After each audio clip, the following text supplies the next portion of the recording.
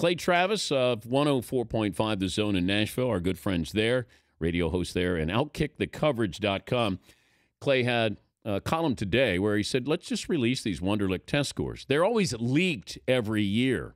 And what happens is you can score too high, as Greg McElroy, who went to Alabama, he said, you know what? People are looking at me like I'd be a know-it-all in the locker room. And then you get somebody who scores 8, Vince Young. Clay joins us now. So why do you want us to have these Wonderlic test scores released to everybody, Clay? Because we put out everything else. It's just a tool like everything else. You guys have been talking about the draft. We talk about the draft. We had a guy, Corey Chavis, former NFL player, on. We asked him about Sharif Floyd, whether the Tennessee Titans should take him. He said, I'm a little bit concerned. We said, why? He said he's got 31 3/4 link arms. And we said, well, why does that matter? He said, good defensive tackles have 33 or 34-inch arms.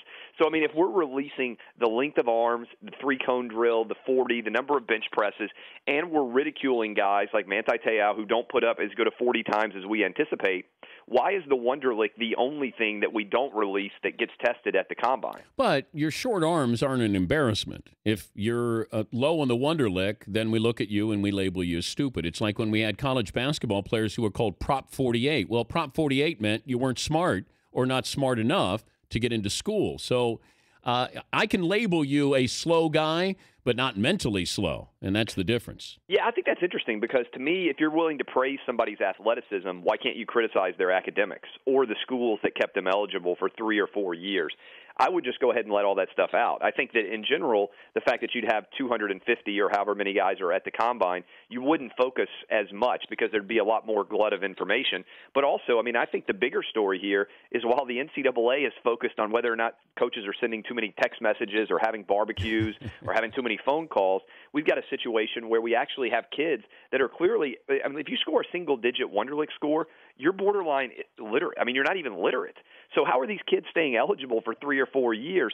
That's massive academic fraud, and it's not just one school or two schools. There are lots of schools out there that are keeping kids that have no business being eligible. And how do they get the ACT and SAT scores? You guys should all, the Danettes and everybody else, take a Wonderlic on air. You've probably done it before. We did. The Wonderlic is easy. I mean, it's not like it's the SAT or the ACT or an AP exam.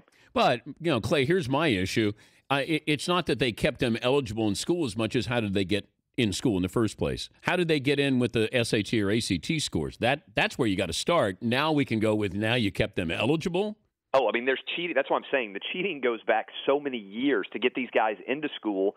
You got a guy like Tavon Austin who may be a genius, but he certainly didn't show it on that Wonderlic test, and he was eligible for 4 years at West Virginia. I mean, he got a 7, I think it was. I mean, that is a score that is below literate. So you look at this test, it's like, what's the 9th month of the year? It's September, right? I mean, hopefully I got that right. But it's multiple choice. It's not like you have to write in answer, which is bigger, .004 or .1. I mean, this is not, rocket science here. Okay, but how does this project as you being a good football player or a bad football player? Well, I think it's a tool like everything else that they test at the Combine. I mean, Arian Foster ran a 4.69 40. He's one of the best running backs in the league. I think if there were any one test, whether it's the 3-cone drill, the bench press, the 40, or the Wonderlic that was 100% dispositive as to whether or not you'd be a success, then the NFL draft would be a lot less fun because we'd just look at that one clue and say this guy's going to be a stud.